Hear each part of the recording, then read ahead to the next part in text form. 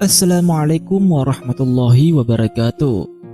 Alhamdulillahi rabbil alamin. Wassalatu wassalamu ala asrafil anbiya'i wal mursalin, nabina wa habibina Muhammadin wa ala alihi wa sahbihi ajmain, wa man tabi'ahum bi ihsanin ila yaumiddin. Sahabat Qasar Channel rahimakumullah. Pada video kali ini kita akan membahas kisah Nabi Idris, manusia pertama yang memakai pena. Sahabat Qasar Channel rahimakumullah, katakanlah wahai Muhammad, sekiranya lautan menjadi tinta untuk menulis kalimat-kalimat Rabbku, sungguh habislah lautan itu sebelum kalimat-kalimat Rabbku habis ditulis, meskipun kami datangkan tambahan sebanyak itu pula. Quran Surah Al-Kahfi.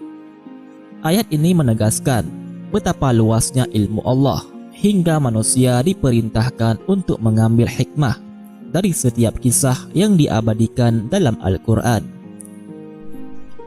Salah satu bukti kebesaran Allah Subhanahu wa Ta'ala ditemukan dalam kisah para nabi dan rasul. Setidaknya ada 3 hikmah yang dapat kita petik dari kisah Nabi Idris alaihi salam. Nabi Idris disebut 2 kali dalam Al-Quran. Nabi Idris adalah keturunan kelima dari Nabi Adam alaihissalam, yaitu Nabi Idris bin Yarid bin Mahlail bin Kinan bin Ainusi bin Syid bin Adam alaihissalam. Beliau lahir di masa Nabi Adam alaihissalam. Pada saat Nabi Idris dilahirkan, sisa umur Nabi Adam sekitar 308 tahun. Beliau lahir di Babylon, Irak, dan menetap di Mesir. Beliau adalah orang yang jujur dan dianugerahi banyak ilmu dan kecerdasan. Allah Ta'ala berfirman, "Dan ceritakanlah wahai Muhammad kepada mereka kisah Idris yang tersebut di dalam Al-Quran. Sesungguhnya ia adalah seorang yang sangat membenarkan dan seorang nabi." Quran Surah Maryam. Beliau mengajak kepada kebaikan dan diikuti oleh pengikutnya sebagian. Nabi Muhammad SAW pernah melihat seorang nabi di mana pengikutnya hanya 1 orang. Ada juga yang masuk surga hanya sendiri. Beliau hijrah dari Irak ke Mesir dan mengajak orang beribadah kepada Allah Subhanahu wa Ta'ala. Nabi Idris dikenal sangat peduli pembangunan sampai disebut beliau membangun 188 kota. Beliau memiliki martabat tinggi.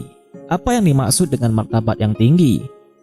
Ada yang mengatakan diangkat ke surga, ada yang bilang kedudukannya, ada juga yang mengatakan beliau wafat ketika diangkat ke langit, ada juga yang bilang beliau wafat di bumi.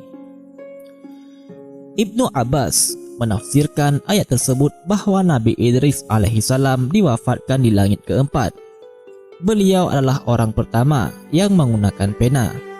Beliau hidup sekitar 365 tahun.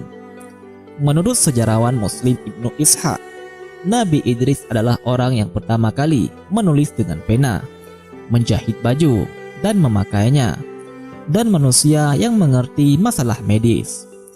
Nabi Idris juga dianugerahi kemampuan untuk menciptakan alat-alat untuk mempermudah pekerjaan manusia.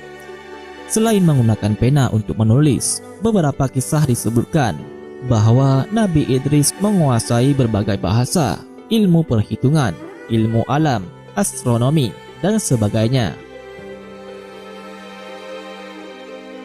Pelajaran dari kisah Nabi Idris alaihissalam. Yang pertama, kisahnya mengajarkan ilmu hikmah dan kebijaksanaan. Yang kedua, mendapat hasil upah dari tangannya sendiri. Yang ketiga, beliau berpindah-pindah demi mendapatkan kehidupan yang lebih baik.